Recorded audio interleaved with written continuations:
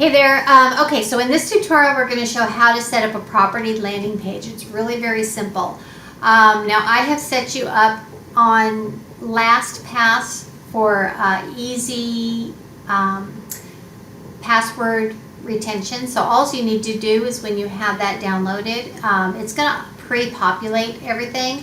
And if you're working with or have access to more than one agent, then it's going to show up here, and all you have to do is choose which agent you're working on, and then go ahead and it'll sign you in.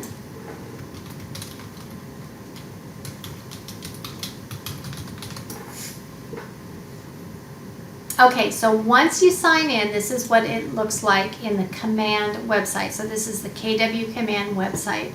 And the first thing that you're going to do is you're going to come over to the left-hand side and choose consumer. It's this little icon here. And this is where we set up all the landing pages and website pages for the agent. So you're coming up to the top right and do create new site. And then you're going to click on as a standalone page and create. This opens up the template. Now, how this is set up, this blank area is where we're going to build the web page. On the right-hand side, we have some widgets, and we're just gonna, first of all, just drag and drop the 3 widgets that we're going to use for the landing page. These other ones here, when you open it up, just for your information, there's other things that you can drag and drop, but they don't always function perfectly, so I actually don't use them yet. So you just want to make sure that you're in the widget section. Now the 3 sections you're going to pull over are branded header, listing, and then you're going to scroll down and then do lead form and drop it right about here, and then you'll notice that it adds itself down there. Okay, so now we have the 3 widget blocks over where they need to be. The next thing is go ahead and name the template. I like to name it the address of the property. So very simple there. And then now we're going to come over here and we're going to update these widgets so they say what we want them to say. So to do that, you're just going to come to the bottom here, and this actually says configure widgets. Go ahead and click on that, and then a slide out box comes. And you'll notice here's the 3 widgets we dragged over in order. Branding header, which is that one. Listing widget, which is that one. And then the lead form widget there. So let's start with number 1. And usually I'll just do something really simple like now available or just listed in the area. I don't know why that popped up. And then the only other thing you have to do here is add the dashes in the phone number, because see how it all runs together right there? I kind of don't like that. So we're going to go ahead and do save and apply, and you'll see how the changes happened. You got the Sarasota here. Whoops. I guess that. Oh, that's interesting. Okay. I didn't want it to do that. So anyways, don't do that. But it'll show up there, okay? And then the next thing, go to 2. We're going to browse for the listings.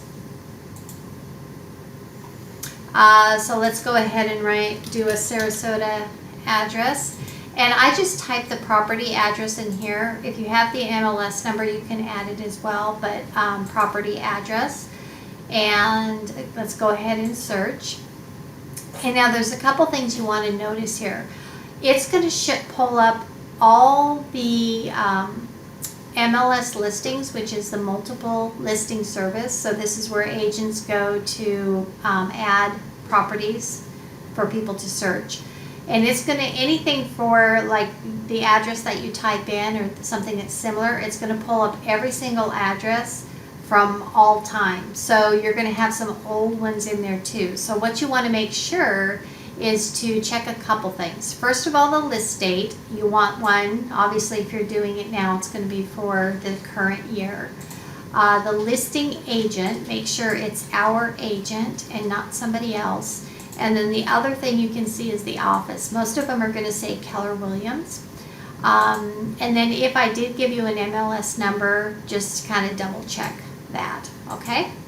So let's find one here that we can go ahead and use that is from 2020.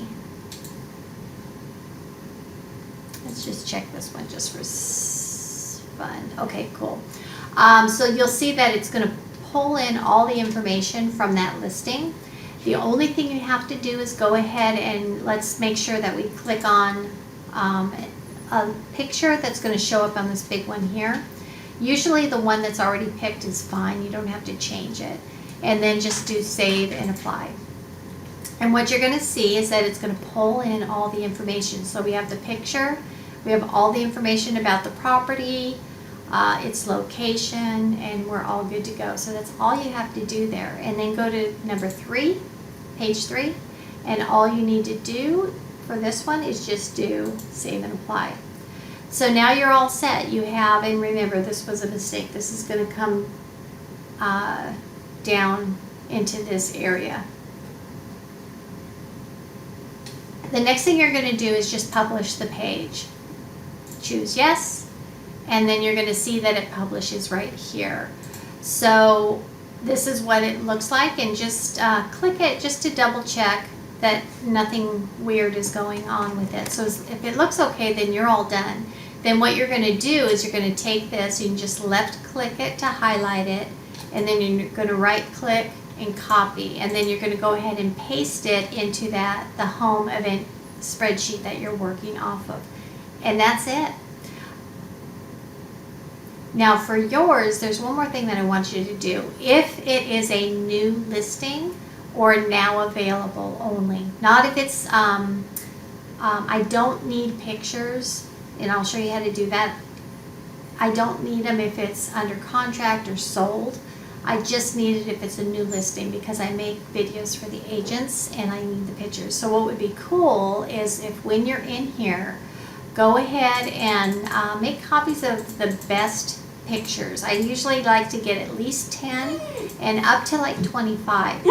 And all you have to do is when you get here, do right click, save image as. It's going to open up your box. I usually just type it in as the address.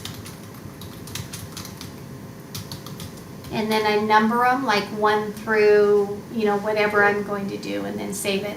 And what I'll have you do is I'll have you put it in the drive folder so that I can just pull up the photos that are already there. So on photos, I only want pretty ones. So if the house is ugly or if it's dark or if it's cluttered, then we don't need to do pictures because I'm not going to do a video. I only do it if the house is pretty decent and clean and all of that kind of fun stuff. Okay, that's it. Thanks.